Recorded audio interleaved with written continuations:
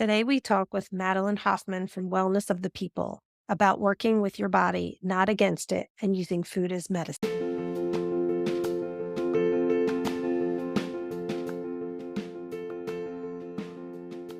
Welcome to the Wellness Empowerment Project. I'm Trish. And I'm Julie. We are two nurses exploring holistic healing and wellness practices to empower you to be the leader of your own health. Join us as we try out new things, or as we call it, weird shit, and have some fun along the way.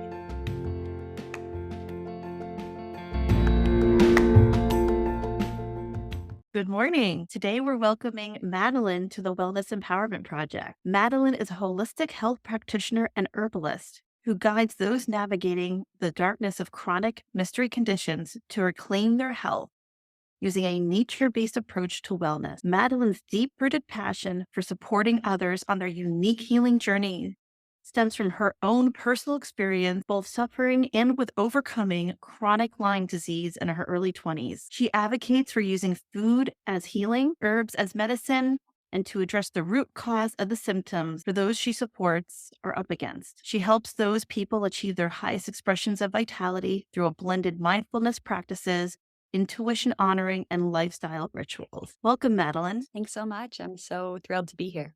Can you tell us a little bit about your story and what brought you into holistic health? Sure, absolutely. So in November of 2018, I was freshly out of undergrad, working my first full-time job as a teacher, and I was diagnosed with chronic Lyme disease. The onset of my illness came really fast. It was like one day I was a healthy, vibrant 22-year-old, really excited to get out into the workforce. And what felt like almost overnight after moving to Denver, Colorado from my home state of New York, I fell chronically ill. All the gut issues, chronic fatigue to the point where I could not even make it through the day without falling asleep. I would go to the grocery store after work to load up on groceries for the week and would fall asleep in the parking lot. Onset anxiety, social anxiety, onset depression, and neurological symptoms like brain fog and things like this, and really intense aches and pains, specifically for me in my arms and my legs, which sometimes made it nearly impossible to walk. I didn't have any of a background in holistic healing. My mom raised me with conventional medicine. She didn't really know any better. I went to my family practitioner where I got a positive confirmation with a Western blot test that I had Lyme disease, and they diagnosed it as chronic Lyme, which at that point I understood to mean that I had had this. I did not just recently get bit by a tick. I'd had this for quite some time. So from there, they recommended 6 months of doxycycline. I did not know much, like I said, about really any type of medicine, but I knew intuitively that 6 months of antibiotics was not a good idea at all, especially because of the gut issues I was already having. Like I said, I was working in a school setting at the time, and the gut issues while being in the classroom were a nightmare.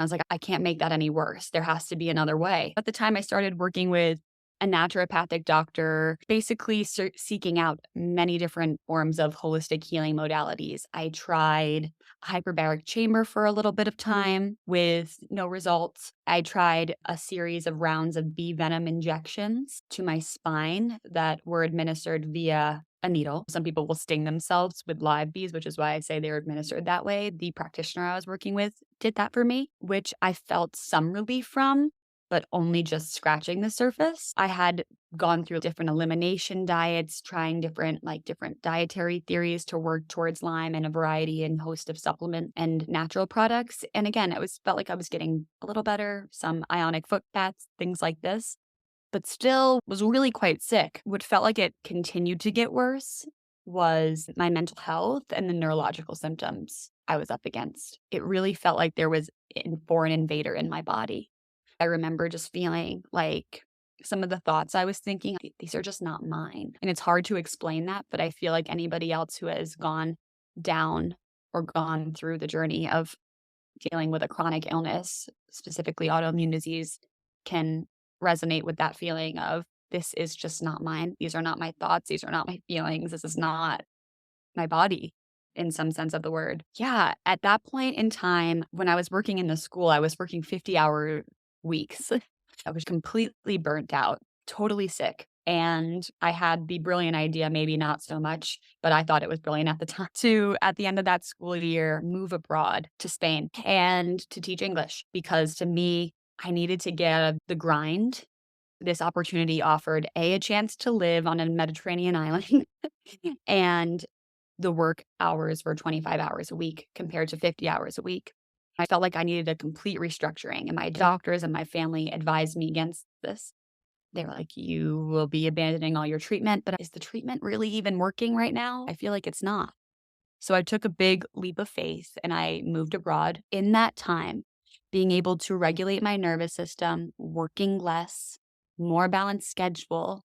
And mind you, the timeline for this now, it's the 2019 to 2020 school year. So I start working in Spain. My life slows down a lot. Things are going better, but I still feel very sick. And then the world shuts down in 2020. It was this time that I fell into the grace of the medical medium world and information. I had the books with me. I actually traveled abroad with them. I had owned them for a year and a half now. A variety of practitioners recommended them to me, but I think divine timing came into play here. It wasn't the right time for me to read them or look into them yet. And then the world fell apart as we knew it, at least. I just had all this time on my hands all of a sudden, being locked down in Spain, basically by myself. And I was like, okay, there's no excuse now to go out and eat foods I'm not to with friends. There's no excuse to not prioritize my healing. I opened the books, I went deep into the knowledge, and I started to apply it in January 2020. And I've been working with the medical medium information ever since. That is really where I have found the greatest healing from my chronic illness and basically where I found my path in the holistic health world. Wow, that's such an amazing story. If you don't mind, I just want to go back for a minute. So, you were diagnosed originally with chronic Lymes disease. And from our standpoint, the nursing standpoint, chronic means it's been going on for greater than 6 months. Looking back, were there some signs that you were in that acute phase that you possibly, or during that time, missed and glazed over because you were so much in the grind and so much in that do and go? Yeah, great question. Like I said, I was diagnosed in November of 2018, but the symptoms, the onset of my host of symptoms came on strong in July of 2018. If we connect the timeline, I find even working with clients now, timelines are so important. I'm sure you both would agree because that's where we get all the information, at least really important information from. For me, I graduated from Florida State University in May of 2018. And I moved to Denver in July of 2018 to start my job. It was almost like as soon as I moved to Denver, all my symptoms became apparent. And it's like, what changed? Well, everything. Everything in my life changed. And I went from being in this institutional structure of school all my life and in New York and Florida, and then totally moving across the country, starting a full-time job. And it was a stressful job. I think that stress and the doing that you were mentioning definitely played a role in bringing the symptoms on stronger. But when I reflect back to my last year in college as a senior, I would have never thought I was sick at all. But like with the hindsight of what I know now, there were definitely certain symptoms coming on. Like I said, the anxiety, maybe some anxiety coming up, some depression, brain fog really starting, but in a way that I wouldn't be able to point it out and be like, there's something wrong here. It was really a slow roll until I had my health crash, is what I like to call it. But lower energy, definitely. But I just thought I was like a senior and done with the college nightlife scene. I was like, I don't really want to do this anymore. But it was really, I was tired and didn't want to go out. Those are the things that definitely stand out to me the most, I would say. I know that they offered you antibiotic for 6 months. Did you do any courses of antibiotics at that point, or did you choose to forego that altogether? I had previously had a sensitive gut specifically to antibiotic treatments. And I think we can all understand here why that is and what antibiotics do to our gut and our digestive system. But so I was a little weary anyway, just knowing my previous history with antibiotic use. And I was on a lot of antibiotics growing up. I had strep 2 times a year. Like I said, my mom didn't know any different. So every single time I was sick with a bacterial infection, I got antibiotic treatment. Yeah, to the point where I think my gut just didn't have enough good the microbiome was not supporting me in a way that I needed it to. So I started with some of the doxycycline and things got worse. Things got significantly worse, but I did feel that intuitive nudge at the beginning to not do it. I just felt so lost in the beginning and really caught in this whirlwind, especially because of how intensely the symptoms came on for me, that I was willing to try anything, and I thought, "My doctor knows best." So I tried against my own intuitive nudge, and things got very much worse, at least from a digestive standpoint, and then I was like, "There has to be another way." For any of our listeners who are not aware, I just wanted us to briefly talk about the microbiome and what antibiotics do to it. Because our microbiome's in our gut, and our gut has good bacteria as well as not so great bacteria. And when we're doing and giving something like an antibiotic, it's doing a full swoop of getting rid of good and bad. It's not necessarily differentiating. And so sometimes that good bacteria that is keeping ourselves healthy can become deficient. That's when the not so good bacteria can do an overgrowth, and that just makes us more ill. Is there anything else you want to add to that, Madeline? No, I think Feel that free to was your personal experience. I think that was a great way of summarizing what happens in the gut, specifically with the microbiome. It's such a shame, I think, that these antibiotics, while they can be so supportive in certain cases, when they're overused, which in my case, that was absolutely my trajectory with the way in which I was raised and the amount of antibiotics I was given over the course of my lifetime from infancy to adulthood, that my gut was just not set up for success in any way, shape, or form to fight off bacterial overgrowth or really anything else that came into the picture. So I got healing to do. And I don't think you're alone with that. I think a lot of people were raised to want an antibiotic if they're not feeling ill, regardless of whether it's a virus or a bacterial infection, not always realizing the difference and just wanting something to get them better and not always seeing those long-term effects. Long-term effects are that those antibiotics aren't helpful anymore. Body built up a resistance to them. And if we look at my trajectory as well, as a baby, I had chronic ear issues. So there were antibiotics for that. Then growing up, strep throat twice a year, antibiotics for that. Then as a teenager in high school, I started getting chronic UTIs, antibiotics for that. Then that turned into, I got them so frequently, the UTIs, I would get kidney infections. So hospitalizations, and again, more IV antibiotics. So really a large amount of antibiotics in my system throughout the course of my lifetime. So for me, when I start to connect those dots and look backwards at how did I get to this place in my health at such a young age, having such a severe health crash at 22 years old, I was like, how could this be? But now with what I know, I'm like, oh, that actually makes some sense. Yes, I think it's very common for Americans to have multiple courses of antibiotics over their lifetime, starting from infancy. There's a real deficit in knowledge around, okay, I actually needed this antibiotic and it helped me to get better. But now what do I do to intentionally rebuild my gut flora back to a place that's going to bring me back into balance? Can you speak a little bit about that and what are ways that people can rebound from an antibiotic course?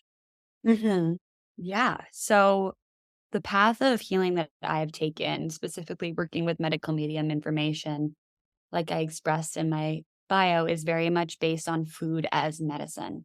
And that is how I operate, and also a little bit of herbalism as well. So, when healing from a course of antibiotics, it's important to focus on probiotic use while you're taking the antibiotics to help reestablish that healthy gut flora. But also from my perspective, I would recommend bringing in aloe leaf, aloe water. I like to cut up fresh aloe, which I can find at the grocery store. And once again, I'm located in Denver, Colorado. We don't have natural aloe growing here, but it is available at the grocery store. So I'll cut up about an inch of aloe flesh and blend that with 16 ounces of water and drink that to help reestablish a healthy gut biome. I also will bring in a lot of ginger water, ginger tea to help post antibiotics. And I like to use, in regards to healing herbs, I'll use golden seal and cat's claw specifically when I am recovering from a bacterial infection, as they're both highly antibacterial. And these are just two of a few that I'll use to help fight off the bacterial growth that's there and also reestablish good bacteria in my system. And I know that answer can vary depending on who you're talking to, but that is just a few ways that I like to do that with the route of healing that I have found to be successful for me. So, Madeline, you mentioned in the beginning that intuitively you knew that the antibiotics weren't the way to go. Mhm. And also at the same time, you ended up really diving into the medical medium protocols. One, can you tell us how did that intuition come up for you? And then two, tell us a little bit more about the medical medium protocols. And do you think there's a connection with your intuition and then using those protocols? Yeah. For me, a little bit more background on myself. I am a generator in human design, and my authority is sacral. So, gut based authority. For me, things come very clearly, whether it's a yes or a no. And this is a skill, a superpower, some like to say your sacral authority is, that I've had to hone over the course, or I've had the honor of honing over the course of my lifetime. And for me, when an opportunity or a suggestion is represented, I get a very clear yes or no, but it's taken me time to learn to really trust and follow that nudge. I got a very clear no when that protocol was suggested to me, but I didn't have the knowledge to be able to trust that wasn't the right way. I was like, "This is my doctor. I trust my doctor. They must have my best intention in mind." But I ultimately, my body, I think this goes for all of us, our body knows best, and my body knew that was not the right way for me. And the medical medium information, how that came in, it wasn't so much so a clear no about the antibiotics and the medical medium information was there. I did have to go through a series of trial and error, as many people navigating chronic mystery conditions do, of just trying this on. Does this work for me? Trying this way on. Does this work for me? No. And spending a lot of money in the process, which was unfortunate, but that's a reality for many people who experience this. I actually found out about the medical medium through someone online who was sick with chronic Lyme disease. Her Instagram handle was The Balance Blonde, and she was drinking celery juice and speaking all about how significant it had been in her healing from chronic Lyme. And I was at this point in my process where at this point in time, it was January 2019. So I'm still in Denver. I'm still very sick. I'm still working 50 hours a week, and I'm just burnt out in all of the ways, like just barely hanging on by a thread. My adrenals are tanked. Mental health is at an all time low, and I'm just really struggling. It just, in a similar but different way, I felt a nudge of try this. Why not? What else do you have to lose? I was like, okay.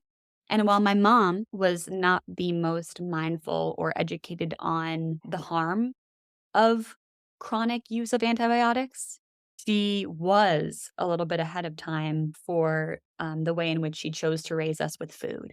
She was buying organic. I feel like before that was a thing, or at least before it was a mainstream thing. And again, not everything, but she was more conscious of choosing organic foods. And we did eat very much a whole food diet, not many processed cookies or chips or things of that sort in my home. So for me, like I love vegetables. I love fruits. I love whole foods. So for me, that shift into juicing or smoothies and eating more of a whole food diet, it made sense. And also my body craved that anyway. So it felt very intuitive to follow that nudge of, okay, yeah, there was not any resistance to trying celery juice. I know some people would be like, absolutely not. I hate greens. I hate vegetables. I'm not drinking that juice. I was like, that sounds delicious. Let's give it a try. And so I did. And yeah, would you like me to go a little bit more in depth to the medical medium information? Or yeah, I'd love to continue to answer this question, but I would Yeah, just, I think people definitely want to hear about what is the medical medium? What does he do? How did he come up with these protocols? What's his philosophy? yeah, of course. I know you two are also here for this, but this information is a little bit woo. I'm just going to preface this by saying that. And also, it has helped millions of people all over the world. So I think it's also important to lead with that. So, medical medium, what is medical medium information? Medical medium is the name that a man is a man. His name is Anthony William, and he has coined himself the medical medium because he has mediumship abilities. Since he was a young boy, he's had a miraculous gift of being able to connect with a spirit of which he has become to be known by the spirit of compassion. And spirit of compassion gives Anthony really advanced medical information to help fight the epidemic of chronic mystery illness that we are currently up against. A lot of this information is based in things that I preach: food as medicine, healing herbs and supplements, and intuition honing, coming back to a place of hope and belief in a power higher than self. I was open minded, but this was really out there for me. This was really out there for me at the time. I was like, I don't know about this.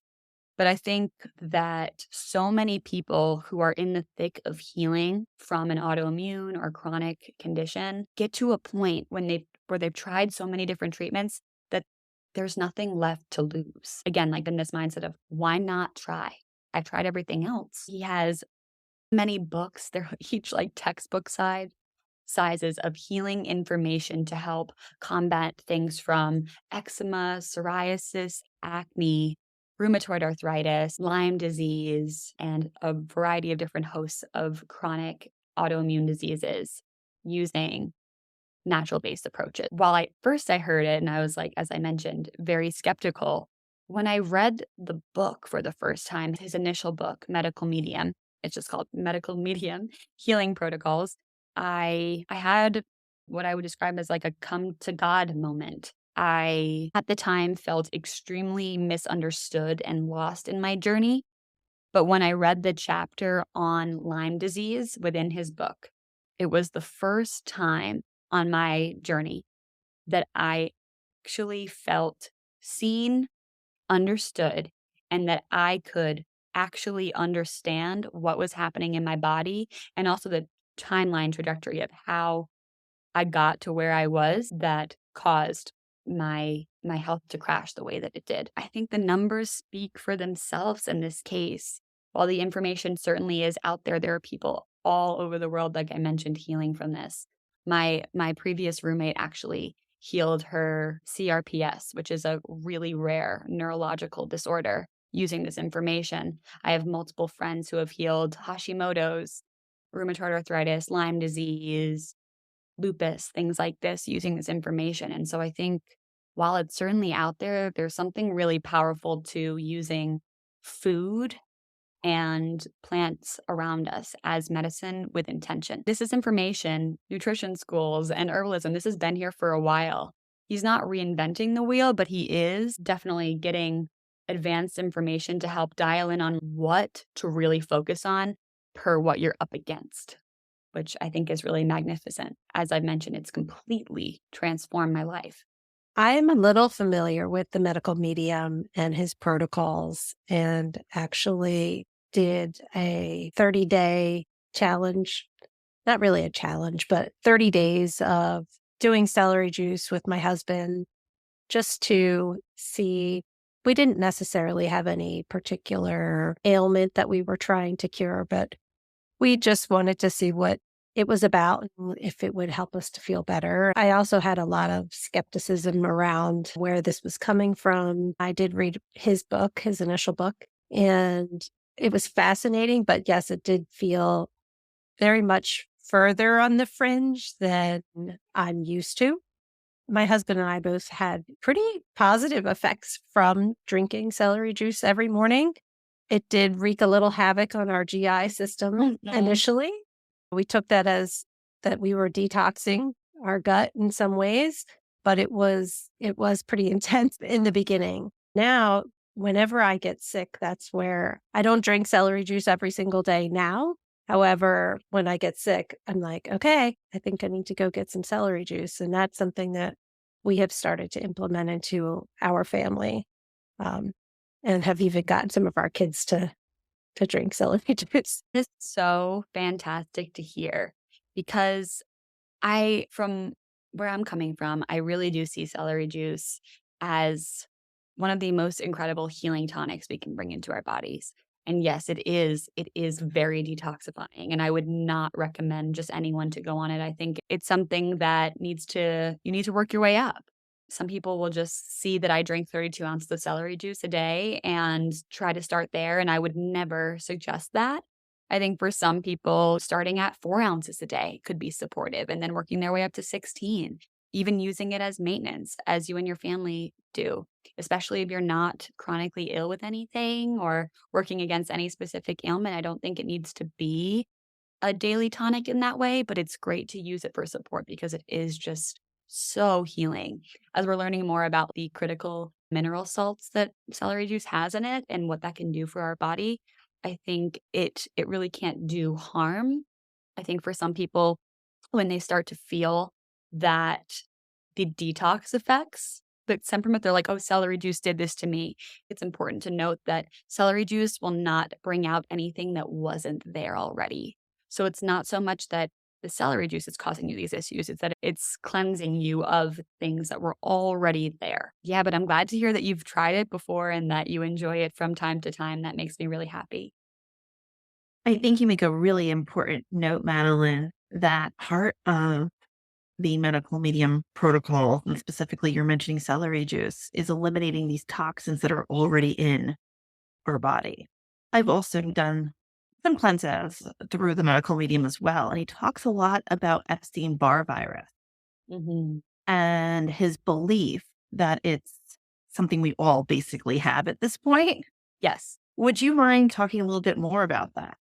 Sure. According to medical medium information, there are 4 troublemakers that are behind our modern day epidemic of chronic illness. One of which is the viral explosion that really started taking place in the mid 1900s, including viruses that I'm sure we're all familiar with, shingles, herpes simplex virus, HHV6, and Epstein-Barr virus, sorry.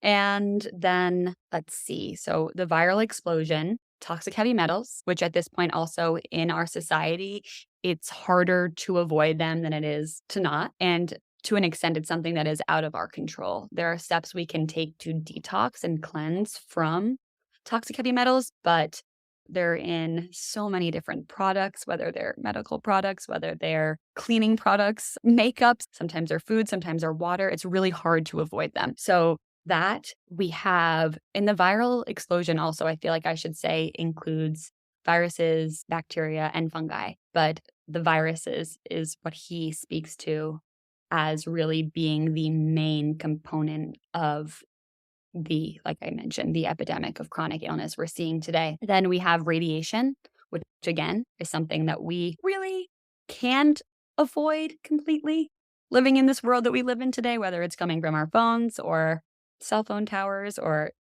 just different x-ray machines, things like this. And again, there's measures we can take to protect ourselves from it, but it's not something we can actively avoid unless we are choosing to stay in our houses, which is not certainly a way to live this life. And also what's called the unforgiving 4. The viral explosion, radiation, toxic heavy metals, and DDT. It says here, there was a time that DDT was considered healthy and celebrated. It was practically force-fed to our forefathers to eat, drink, and be showered in. Now that we know it's one of the most toxic chemicals to ever have been created. While it's outlawed in many countries now, it's still used in many places around the world, which means it's still in the air and getting into our bodies. The damage created by DDT in the past also has not gone away. So that's what we have to say about DDT. And basically, medical medium information, when you specifically asked about the viruses, according to this information, a lot of the root of many of the autoimmune and mystery conditions many of us are up against today, which are continuously on the rise, are like the root cause per this information is viral. And sometimes it's not just viral, sometimes it's a combination of one of the unforgiving four. So it can be viral plus toxic heavy metals, or viral and radiation and DDT exposure, pesticide exposure that really causes somebody to develop a chronic condition. So it's certainly a very out there outlook on the root of many of the conditions. For example, I can speak to Lyme disease because of my understanding of it and navigating it personally. According to medical medium information, the root of Lyme disease would be Epstein-Barr virus. He believes it is a viral condition, and he believes ticks absolutely can play a role, but per this information, ticks work as a trigger to bring on the symptoms rather than the root cause, which would be, in his opinion, viral. For example, if somebody has Epstein-Barr virus in their system, which if I trace back my family line, many people in my family on my mother's side have Lyme disease. We don't all live in the same area. We're spread out around the country, and a few people on my dad's side as well, far less. But my mom's side, it's like multiple of my aunts and uncles, multiple of my cousins, and myself. So when I got it, it wasn't shocking, but it was more so like, when did I get bit? And not to say that I couldn't have gotten bit. I was born and raised in Long Island, New York. Deer ticks are super common in that area. I went to school in Florida, which not as common, but it absolutely could have happened there. I spent a lot of time outdoors, but I never saw the tick bite. Not to say that didn't happen. It easily could have been in a location that I couldn't have seen, like my scalp or an armpit or something like this. But again, I never saw the tick or the bullseye or anything like this. So it was really hard to say for me. So when I read the book for the first time, the medical medium book in 2019, and he explained Lyme disease as being really the root of it being Epstein-Barr virus and basically how Epstein-Barr virus works. He went into the different levels and strains of the virus. I could easily pinpoint that I had Epstein-Barr virus level 5, tracing back the timeline, the trajectory that I spoke to of what I had been sick with in my life and how my different symptoms basically connected throughout the course of my lifetime. It made so much sense. I could easily see how Epstein-Barr virus was not only something that I inherited, but something that continuously was able to grow in my system based on my diet. There are certain foods that feed these viruses. I am somebody who has some childhood trauma which has made it really easy for me to get quite overwhelmed easily. And that overwhelm, until I learned to work with it instead of against it, really impacted me and served as a further trigger for my illness. I'm happy to speak more to that too as well, but I hope that answered some of the questions. It was a great answer. She just wanted to spin off of that. You mentioned a lot of the viruses are the root cause for this autoimmune explosion. What's the philosophy on autoimmune diseases? Because we're essentially taught that the autoimmune is when the body is essentially fighting against itself. Per this information, the body does not attack itself. Medical medium believes and really preaches that the body doesn't attack itself. When it is in that fight mode, it's because it's fighting a foreign pathogen, a foreign invader in the form of a bacteria, a virus, fungi, mold, things like this. So that is, I think, the cornerstone of the information is understanding that the body does not attack itself and then using healing foods and a whole food diet and bringing in very specific herbs based on what it is you are up against. Again, a Lyme protocol will look very different than a lupus protocol or a CRPS protocol or an eczema protocol to address the viral component as well as the other unforgiving for components that you may be up against to bring forth healing. It can look a variety of different ways. I think that's one of my favorite things about the medical medium protocol is it's not a one size fits all approach. It really can be customizable in so many ways. I've heard a lot of feedback from people like, oh, I can't do medical medium because I can't be plant-based. By no means is he advocating for a plant-based diet. He certainly does recommend lowering fat intake, to help the body cleanse more effectively. Not saying that fat is bad, especially healthy fats. We know that we need fat. Like that is known, especially for our brain health. But when you're cleansing, sometimes fat can serve as a thickening agent for the blood. And really, you want to help speed up that cleansing process and that detoxifying process. Fat can slow it down, basically, per this information.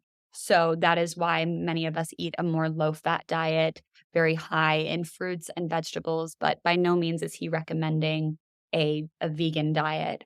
But there are certain foods, which he calls unforgiving food or troublemaker foods, should I say, that are not supportive to eat when you are up against a viral infection because, per the information, they feed viruses. And so a big part of that is celery juice, right? Is celery juice and fruits and whole foods that are oftentimes coming from plant sources. He really advocates for the healing powers of winter squashes and potatoes and different types of smoothie blends. There is a big focus on healing in the morning and setting up your morning to be very intentional so that your liver is supported so that it can do the cleansing that it needs to do to help you fight off what it is you're up against. What are some of the foods that are the troublemakers that you talked about? Sure. So I feel like this is very much in alignment with what many Western and Eastern doctors understand to be inflammatory foods. When you initially are diagnosed with a chronic condition, in my experience, what many doctors will put you through, it's called an elimination diet, where they take out different inflammatory foods from the diet to see which you're reacting to, which are causing your body harm, and which are promoting and progressing symptoms. Some of the foods that medical medium speaks to as troublemaker foods that actively feed the root of what we're up against and trying to eliminate include eggs, dairy, gluten, soy because of its GMO component, corn because of the GMO component there, canola oil, which I feel like that's well known at this point, canola oil, citric acid, natural flavors. There are a variety of others, but I would say those are the top, and pork as well. Any thoughts around alcohol? He does not recommend alcohol while healing, but I think most practitioners would agree with that because of the burden alcohol has on the liver. It can cause the liver to be stagnant, sluggish, and it really affects liver cells. The liver completes 2,000 plus chemical functions for us. When we're healing, it is, I would say, the most critical organ to work with and support to be able to reach health and being in the state of vitality again. So why would you work against it? And again, this doesn't have to happen overnight. I intentionally, at this point in my journey, I'm 4 years in, I am alcohol free. But there was a time in which I was still dabbling and I was still trying on, oh, how does tequila make me feel? Or can I have a glass of wine with my family in the evening?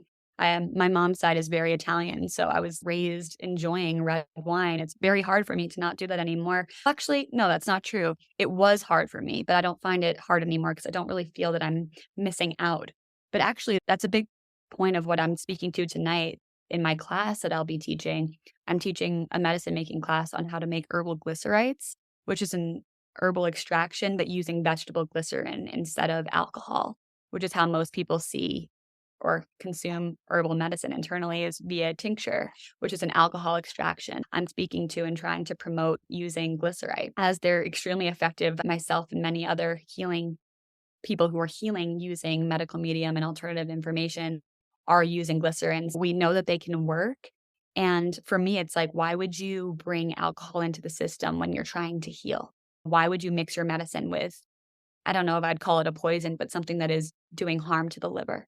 I think there can be another way. I'm really trying to advocate for that in the work that I'm doing here in Denver and through the herbalism world. Some of those aspects that you speak about really are culturally based, and that can be barriers for some folks. They hear of those things and they don't want to go that route. Do you find that you get some pushback when you're working with folks, or are they typically at the point where they're like, I'm going to do whatever you advise to help me feel better? Yeah, great question. I would say there's a mix. There was a mix of pushback and being well received. I find that some of the people I work with are absolutely at that point where I was at of I have tried so much and nothing has worked for me, and I am open to giving this a try and giving this my all. I also meet people who are just looking to heal a few symptoms, whether it's anxiety or gut issues, things like this, and they're not willing to go all the way there. But that's what I think can be so magical about this information is it really can meet you where you're at. There are customizable protocols for any condition, any person, any income range or socioeconomic range. It's not like you have to be doing all of the healing foods and all of the healing supplements to heal. There's a way to heal with just healing foods. There's a way to heal with just being on a few supplements. There's a way to heal with just using celery juice. So the information can really meet you where you're at. So part of my job and something that I'm trying to hone as a practitioner is continuously meeting people where they're at in their journey with what they're willing to do, what they actually can make happen. Because as we know, when it comes to all healing, consistency is key. So as long as you're doing what you're doing with integrity, with belief, and with consistency, I believe it can work. I'm sure that you bump up against a lot of different cultural aspects when it comes to food. And on one hand, that can actually be really positive and enjoyable aspect of working with different people and what they're bringing to the table. Are there any particular types of foods or regional food plans that are more challenging than others? Regional food plans. Like in which way do you mean exactly? Because I just want to make sure I'm understanding the question. I'm just thinking that you have different cultures that eat in different ways, and some may have more of a carb heavy base to their way of eating. Some may have more seafood in it, and others that really are more processed food based. If you look at typical Western or American diet, I just wondered if that comes into play when you are meeting up against some of those challenges or pushback, or are you able to navigate those different things? Yeah, absolutely. Thanks for reframing that for me. I think that as we know, and many people know, food is very deeply rooted and tied to emotion. So this can be a hard thing to advocate for and push up against. Absolutely, I have received pushback because of people's cultural views or really like just their attachments to certain foods. I think one of the really fantastic things about living in 2023 is the variety of options that we have that we didn't have before when it comes to choosing alternatives that may be more supportive for our expression of health. For example, I remember growing up in the early 2000s and I had a few friends who were celiac and gluten free, and it felt like there was barely any options and alternatives for them. Now you have a plethora of options you can choose from, some which are better than others, of course, more cleaner, still trying to choose alternatives that are whole food based and not as processed. But for example, one of the healers that I've learned from, a practitioner that's guided me through my journey, and I've been really grateful to also study under her in a practitioner training program. Her name is Muniza Ahmed, and she works very exclusively with the medical medium information as well. She really helps bring different Indian flares and recipes through the information, showing us that, yes, while we can recognize and love the delicious foods our cultures represent, there's a way to make them healing dishes as well. Like you don't have to sacrifice the foods that you love in order to heal. There's a way to make them healing and to take out some ingredients that may be more harmful and to still keep the delicious and comforting aspect there. So that's been really inspiring to me. And at this point in time, there's so many, and not just medical medium, but I would say healthy, more whole food based recipes out on the internet to explore that can take any of our favorite comfort recipes and turn them into something that may be more supportive for our body. Madeline, I think you spoke so well to your journey and your experience. What I see is that you're really advocating for people to work with their bodies. When I say the bodies, it's not just the physical body. right? We want to work with our whole encompassing self. As you spoke about the intuition, as you spoke about your own mental state, and how you've had to work through that relationship to get to your own healing. If any of our listeners really resonated with this and would like to know what next steps they could take, how would you guide them? I would say one of the most powerful practices I have come across in getting to know myself and my body best would be sitting in meditation. Really taking the time to sit and listen to what it is that I need, that I desire, without the noise of what's going on around me to get to know, like I said, my needs better. So I would absolutely recommend bringing in a meditation practice if you don't have one already. It can be as simple as sitting with yourself and taking time to slow down for 5 to 20 minutes a day, really just taking that time of sacred solitude to listen to what it is the body is desiring. I would also recommend tapping into your intuition when it's time to eat. And same for when you're grocery shopping, giving yourself time and spaciousness at the grocery store and during mealtime, actually drop in and listen to what is my body craving.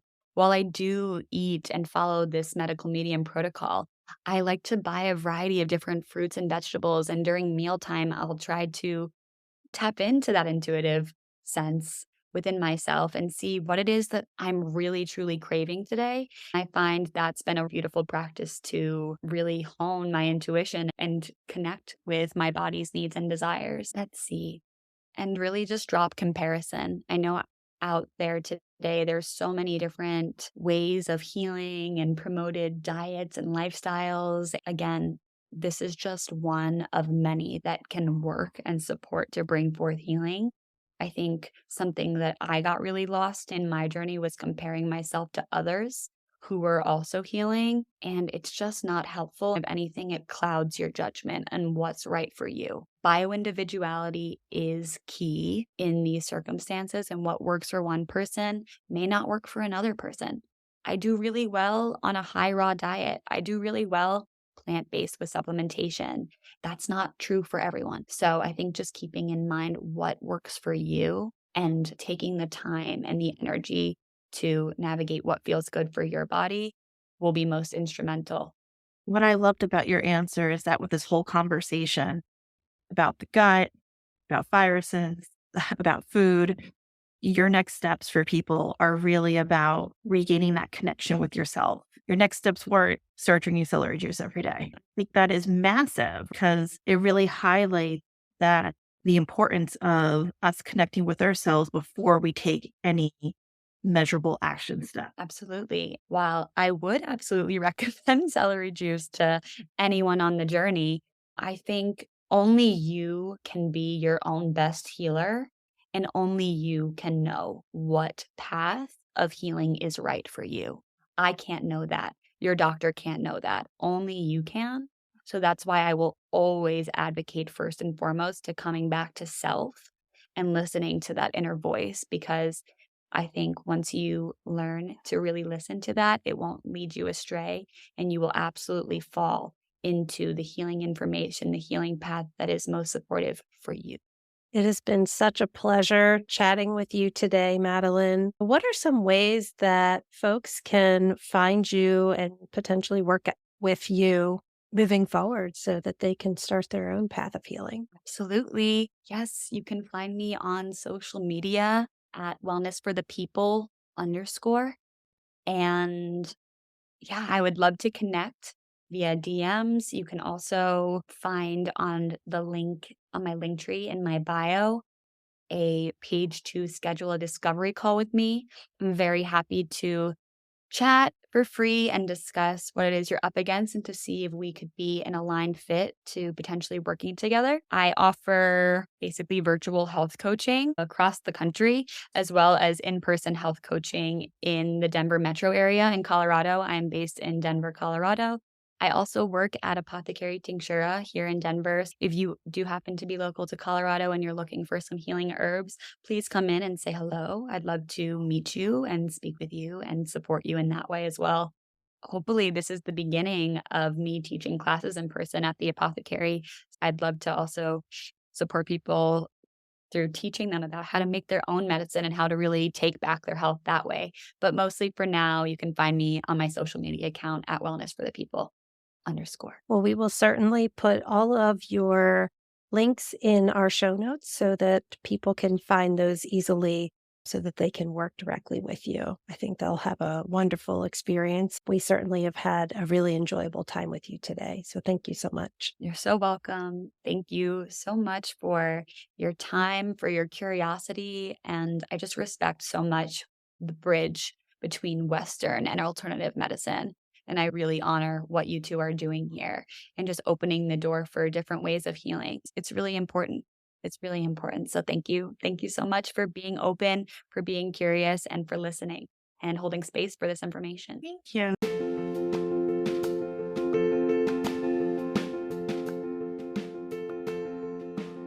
Thanks for joining. If you enjoyed this episode, please follow, subscribe, and share with a friend. Want to learn more about a specific topic? Drop us a line on our website and we can explore it deeper with you.